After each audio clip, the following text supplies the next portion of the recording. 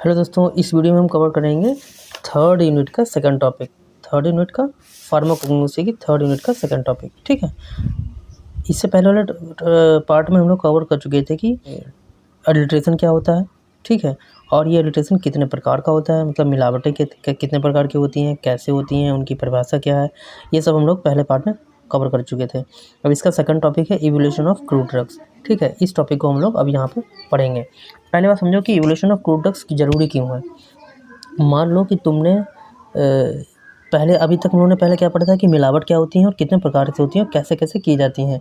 तो अब तुम्हें ये जब पता लग गया है कि मिलावटें इतने प्रकार से की जाती हैं, तो तुम पहचानोगे कैसे हो, इसको इवेल्यूएट कैसे करोगे, प्रूफ कैसे करोगे कि इसमें ये मिलावट है। मान लो किसी ने काली मिर्च में पपीते के बीज मिक्स कर दिए, तो तुम कैसे पहचानोगे, इवेल्यूएट कैसे करोगे कि इसमें एडल्ट्रेशन है कि नहीं है। तो इस चीज़ को पता करने के लिए हम लोग इवोल्यूशन करते हैं, जांच पड़ताल करते हैं कि उस ड्रग में मिलावट है कि नहीं है।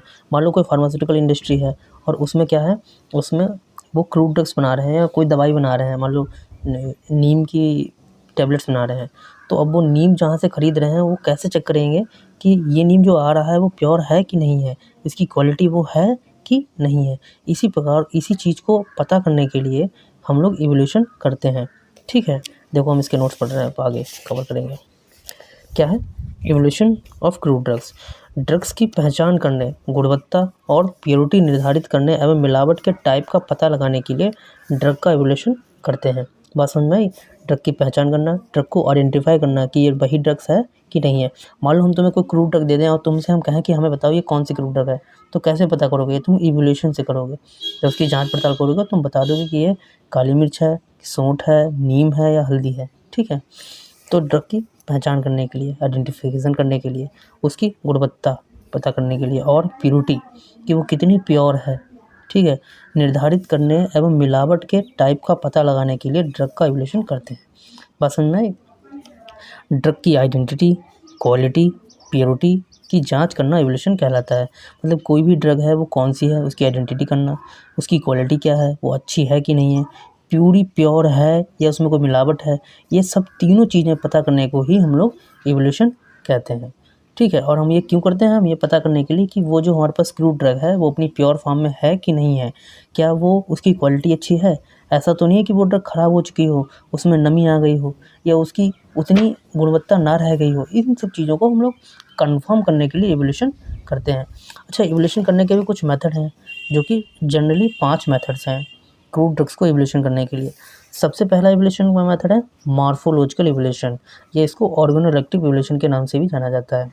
ठीक है, दूसरा इवोल्यूशन है माइक्रोस्कोपिक इवोल्यूशन, तीसरा इवोल्यूशन है मेथड है फिजिकल इवोल्यूशन, चौथा है केमिकल इवोल्यूशन, पांचवा है बायोलॉजिकल इवोल्यूशन। ठीक है, अब हम डिटेल में एक एक इवोल्यूशन को पढ़ के चलेंगे कि मॉर्फोलॉजिकल इवोल्यूशन क्या होता है, फिजिकल इवोल्यूशन क्या होता है, माइक्रोस्कोपिक इवोल्यूशन क्या होता है। ठीक है, देखो सबसे पहले क्या है मॉर्फोलॉजिकल इवोल्यूशन। अब मॉर्फोलॉजिकल इवोल्यूशन में हम क्या करते हैं कि क्रूड ड्रग्स की मॉर्फोलॉजी को देख के हम उसको इवोल्यूट करते हैं, जांच पड़ताल करते हैं। मॉर्फोलॉजी का मतलब है रंग रूप। रंग रूप का जैसे जैसे हम लोग एग्जांपल ले रहे थे कि नीम है। ठीक है, अब हमें पता है कि नीम की पत्तियों का रंग रूप अलग तरीके का होता है, सेमी की पत्तियों का रंग रूप अलग तरीके से होगा। ठीक है, नींबू के पत्ते का अलग आकार होता है। ये हर ड्रग्स के रंग रूप अलग होते हैं। ठीक है, तो हम उनके रंग रूप, उनका उन मतलब रंग रूप से या उनके कलर से, उनका शेप, उनका साइज, इन सब चीज़ों से हम उनको आइडेंटिफाई करते हैं। देखो इसमें क्या है, इस टाइप के इवोल्यूशन में सेंसरी ऑर्गन की हेल्प से टेस्ट परफॉर्म किया जाता है। सेंसरी ऑर्गन कौन से होते हैं, वो ऑर्गन जो कि हम लोग सेंस करने में मदद करते हैं। अभी हम आगे डिस्कस करेंगे ये सेंसरी ऑर्गन क्या होते हैं। तो इस टाइप के इवोल्यूशन में हम अपने सेंसरी ऑर्गन की हेल्प से टेस्ट परफॉर्म करते हैं। इस एवोल्यूशन में ड्रग की आइडेंटिटी, मतलब उसकी पहचान, उस ड्रग का कलर, शेप, साइज के आधार पर जांच की जाती है। ठीक है, जैसे डिस्क शेप ऑफ नक्स वोम का सीड, जो नक्स वोम का सीड है वो डिस्क शेप का होता है। डिस्क शेप मतलब जैसे ऐसे गोल आकार का। या वेवी शेप ऑफ सर्पगंधा रूट, जो सर्पगंधा की जो जड़ें होती हैं वो वेव की तरफ होती हैं, ऐसे ऐसे टेढ़ी बेढ़ी होंगी, इस तरीके से ये जैसे ऐसे ऐसे ऐसे ऐसे करके जाएंगे। ठीक है, तो वेव शेप ऑफ सर्पगंधा रूट, मतलब वो जो क्रूड ड्रग्स हैं वो उनकी बनावट कैसी है, उनकी बनावट के आधार पे हम उनको ये जांच पड़ताल करते हैं, एवोल्यूशन करते हैं, ठीक है। फिर आता है ऑर्गेनोलेप्टिक एवोल्यूशन।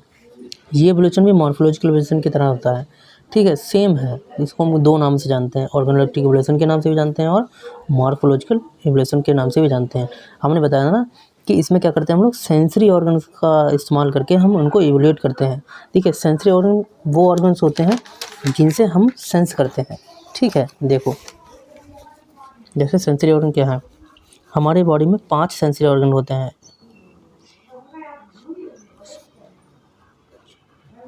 कौन कौन से 5 सेंसरी ऑर्गन हैं? आइज़, नोज़, ईयर, टंग, स्किन।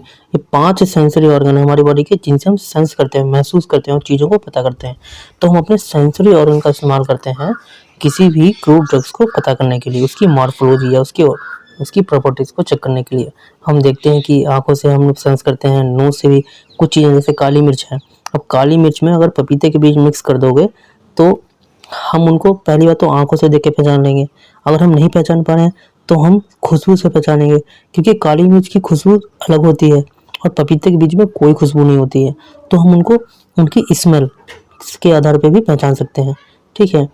या ईयर मतलब कान, जैसे कुछ चीज़ें हैं, जैसे जैसे चावल है, तो चावल को जब गिराओगे तो अलग आवाज़ आएगी, और चावल में मिक्स जो पत्थर हैं अगर उनको गिराओगे तो उनकी आवाज़ अलग आएगी। तो हम आवाज़ों के आधार पे भी पहचान सकते हैं कि क्रूड ड्रग्स कैसी है, कौन सी और किस क्वालिटी की है, टंग टेस्ट लेकर, ठीक है।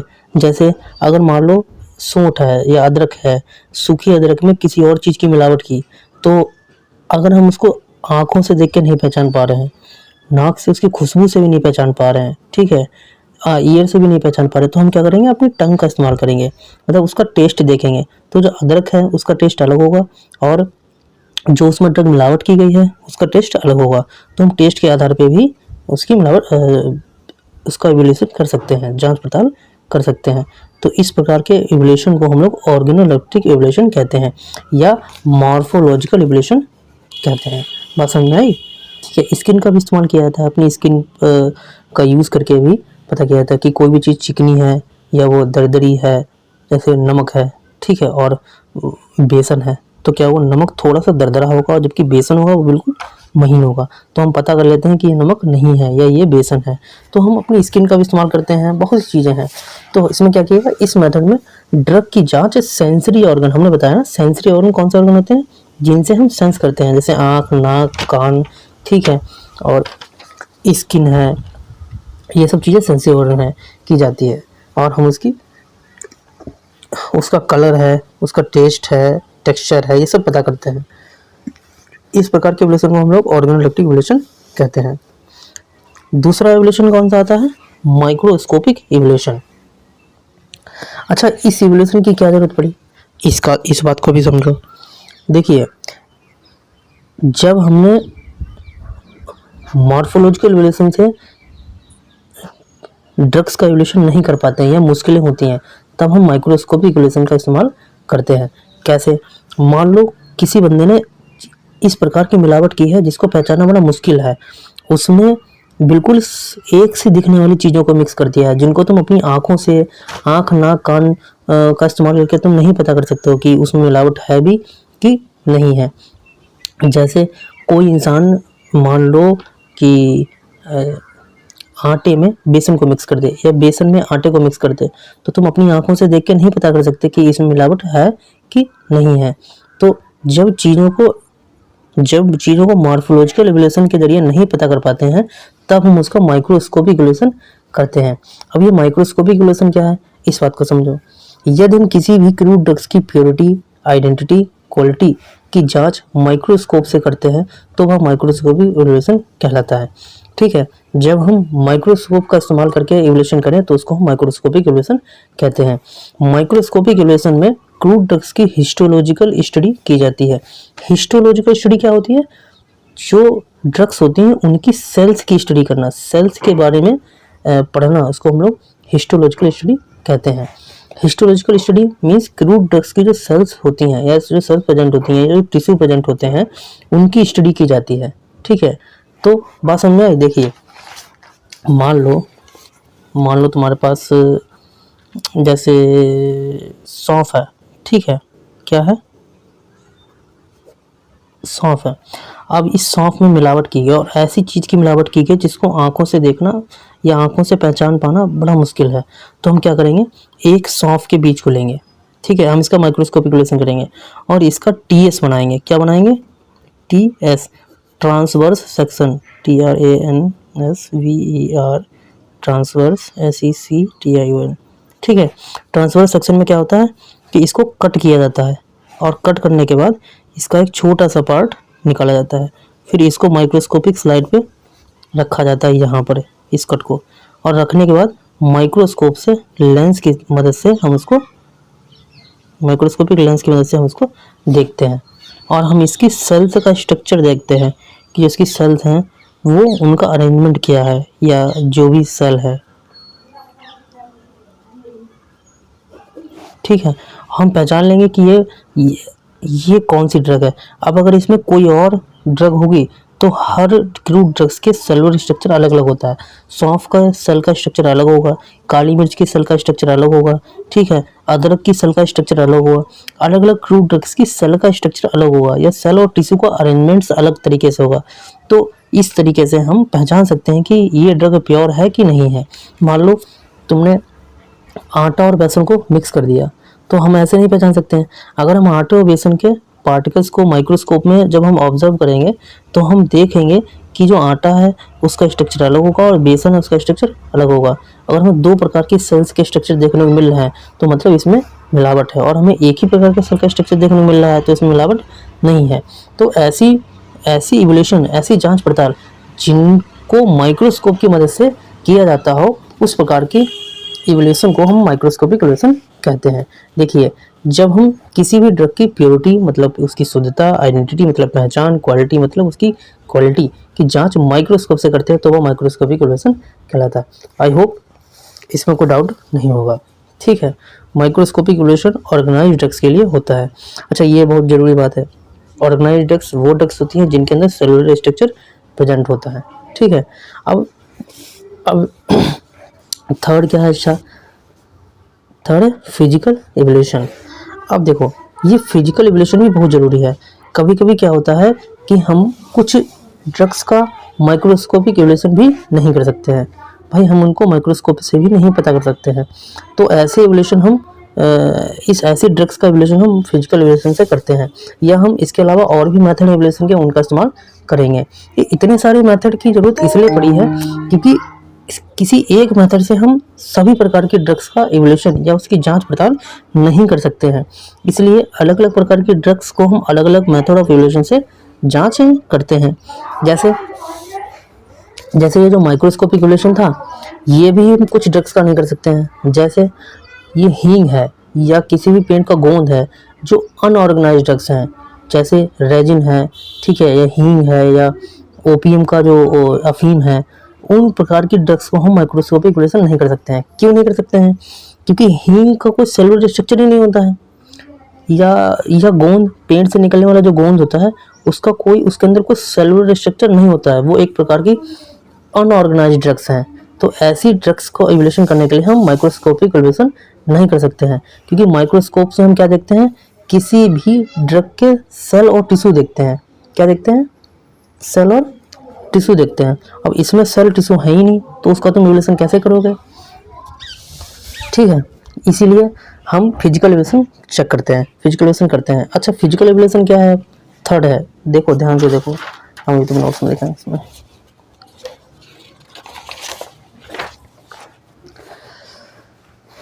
फिजिकल इवोल्यूशन में, फिजिकल इवोल्यूशन अपने नाम से जाना जाता है कि फिजिकल इवोल्यूशन। क्या है? Physical evolution. इसमें क्या है, फिजिकल इवोल्यूशन ऑफ मेथड में हम क्रूड ड्रग्स की विस्कोसिटी मतलब होता है गाढ़ापन, ठीक है, solubility, moisture content, melting point, ash value की स्टडी करते हैं, जिसे हम फिजिकल इवोल्यूशन करते हैं। देखो इसको ऐसे समझो तुम, ऐसे जैसे कोई क्रूड ड्रग है, ठीक है। अब इसको हम फिजिकली देखेंगे, अपने हाथ से पता करेंगे। हमने क्या बताया फिजिकल इवोल्यूशन में? पहले हमने बताया था सॉल्युबिलिटी बताई थी हमने, देखिए सॉल्युबिलिटी का क्या है, अब बहुत सी चीज़ें होती हैं जो पानी में सॉल्युबल होती हैं, बहुत सी चीज़ें होती हैं वो अल्कोहल में सॉल्युबल होते हैं। तो हम सॉल्युबिलिटी के आधार पर ड्रग्स को इवैल्यूएट करते हैं कि ये कौन सी ड्रग है। जैसे जैसे मान लो लौंग का तेल है, ठीक है, तो जो लौंग का तेल है वो क्या है, वोलेटाइल ऑयल है। अब हम वोलेटाइल ऑयल क्या होता है, पानी में घुलने से नहीं होता, वो पानी में नहीं घुल सकता है, जबकि वो अल्कोहल या किसी और ऑयल में घुल जाएगा। तो ये हम उसकी सॉल्युबिलिटी के आधार पर उसको हम इवैल्यूएट करते हैं। दूसरा हमने क्या बताया था, दूसरा हमने melting point, melting point melting point का मतलब होता है कि उसको हम उसको हीट करेंगे, पिघलाएंगे। हर एक क्रूड ड्रग्स का मेल्टिंग पॉइंट अलग अलग होता है। क्या हमने बताया, हर एक क्रूड ड्रग्स का मेल्टिंग पॉइंट अलग होता है। जैसे पानी का मेल्टिंग पॉइंट अलग है, ठीक है, तेल का मेल्टिंग पॉइंट अलग है, और किसी कपूर का मेल्टिंग पॉइंट अलग है। मेल्टिंग पॉइंट क्या होता है कि किसी भी कोई भी चीज़ अपनी सॉलिड स्टेट से लिक्विड स्टेट में जो बदले, जिस टेम्परेचर पे बदले, उसको हम लोग मेल्टिंग पॉइंट कहते हैं। तो क्रूड ड्रग्स का हम उसके मेल्टिंग पॉइंट्स, बहुत सी चीज़ें हैं। जैसे हमने क्या पढ़ा, सॉल्युबिलिटी पढ़ी, ठीक है। मॉइस्चर कंटेंट क्या होता है, किसी भी क्रूड ड्रग के अंदर प्रेजेंट मॉइस्चर, नमी, ठीक है, उसकी नमी को पता करके भी हम फिजिकल वेरिएशन करते हैं उसका। मेल्टिंग पॉइंट पता करके कि वो किस मेल्टिंग पॉइंट पे पिघल रही है। हर एक क्रूड ड्रग्स का मेल्टिंग पॉइंट अलग अलग होता है। पानी का अपना मेल्टिंग पॉइंट है, अल्कोहल का अपना मेल्टिंग पॉइंट है, वोलेटाइल ऑयल्स का अपना मेल्टिंग पॉइंट है, ठीक है। हर एक क्रूड ड्रग्स का अपना मेल्टिंग पॉइंट होता है, ठीक है। और ऐश वैल्यू, ऐश का मतलब क्या होता है, राख, राख। देखिए अलग अलग प्रकार की क्रूड ड्रग्स की अलग अलग ऐश वैल्यू होती है। हम उसकी ऐश वैल्यू को पता करके भी बता सकते हैं कि ड्रग कितनी प्योर है और कितनी नहीं है। तो हम इन्हीं सब चीज़ों की स्टडी करते हैं, और स्टडी करके हम इवोल्यूशन करते हैं। इस प्रकार के इवोल्यूशन को हम लोग फिजिकल इवोल्यूशन कहते हैं। फिजिकल इवोल्यूशन मतलब जो फिजिकली देखा जाए, जो फिजिकली किया जाए। जैसे तुमने बेसन को लिया, और बेसन और तुम्हारे पास दो चीज़ें रखी गई, एक बेसन रखा गया और एक नमक रखा गया।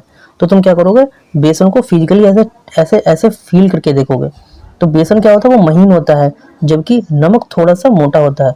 तुमने क्या किया, उसके पार्टिकल के साइज के बेस पे उसको आइडेंटिफाई किया ये कि ये नमक है या बेसन है। तो इस प्रकार के इवोल्यूशन को हम लोग फिजिकल इवोल्यूशन कहते हैं। देखो फिजिकल इवोल्यूशन में हमें क्या होता था, जैसे मॉइस्चर कंटेंट। मॉइस्चर कंटेंट क्या होता है, क्रूड ड्रग्स में जो नमी प्रेजेंट होती है उसे मॉइस्चर कंटेंट कहते हैं। क्या है, क्रूड ड्रग्स में जो नमी होती है उसको हम लोग मॉइस्चर कंटेंट कहते हैं। और ये मॉइस्चर कंटेंट को हटाना इसलिए जरूरी है क्योंकि मॉइस्चर कंटेंट क्रूड ड्रग्स के एक्टिव कंस्टिट्यूएंट को डिकम्पोज कर देता है। ये तो तुम्हें पता ही होगा कि किसी भी चीज़ में अगर नमी आ जाए तो वो चीज़ जल्दी खराब हो जाती है, वो चीज़ उसकी उस ड्रग को पूरा डिकम्पोज कर देती है, गला देती है, ठीक है। जैसे जो डिजिटलिस है, डिजिटलिस मतलब धतूरा, उसमें 10% से ज़्यादा मॉइस्चर कंटेंट नहीं हो सकता है। अगर 10% से ज़्यादा मॉइस्चर कंटेंट है तो वो चीज़ खराब हो जाएगी। जैसे हम लोग अनाज है, गेहूं को स्टोर करते हैं, तो गेहूं को स्टोर करते समय ध्यान रखते हैं कि इसमें नमी ना आए। अगर नमी आ गई तो गेहूं खराब हो जाएंगे, ठीक है। उस नमी को ही हम लोग मॉइस्चर कंटेंट कहते हैं।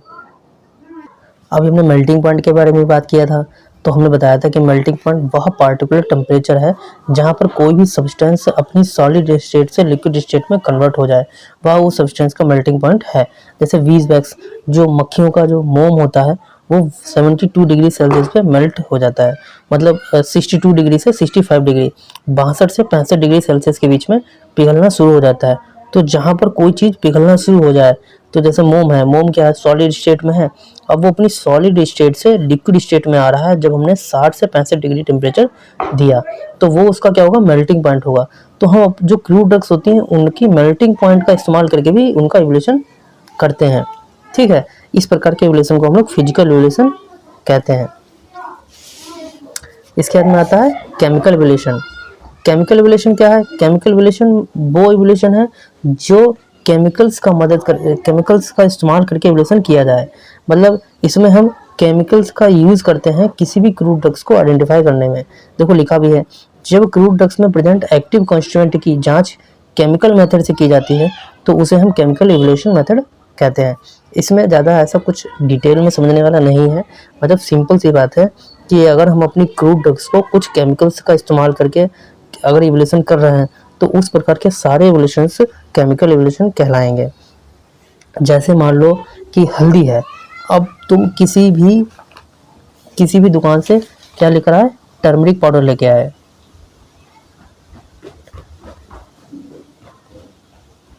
ठीक है, पैकेट वाला लेकर आए, कौन सा। अब हमें ये चेक करना है कि ये जो पैकेट का जो टर्मरिक है उसकी क्वालिटी है, प्योर है कि नहीं है, या नहीं है, या वो हल्दी है, या इसमें कोई प्रकार की मिलावट है कि नहीं है। तो हम क्या करेंगे, केमिकल वेरिएशन करेंगे। केमिकल वेरिएशन में अलग अलग प्रकार के टेस्ट आते हैं। जैसे सिंपल सा एक है जो हम लोग घर पे भी कर सकते हैं कि तुम क्या करो कि हल्दी लो और हल्दी में डिटर्जेंट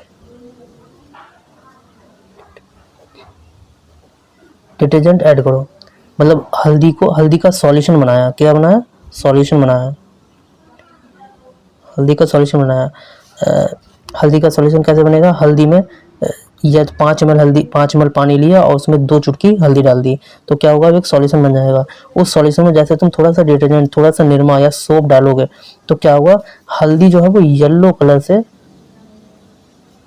रेड कलर में बदल जाएगा। वो सॉल्यूशन जो होगा वो येलो कलर से रेड कलर में बदल जाएगा। अब अगर वो जो पीले रंग की हल्दी है वो रेड कलर में बदल रही है इस डिटर्जेंट के ऐड करने पे, तो ये प्योर हल्दी है। अगर वो हल्दी की जगह पे कोई कलर होगा तो वो रेड कलर में नहीं बदलेगा।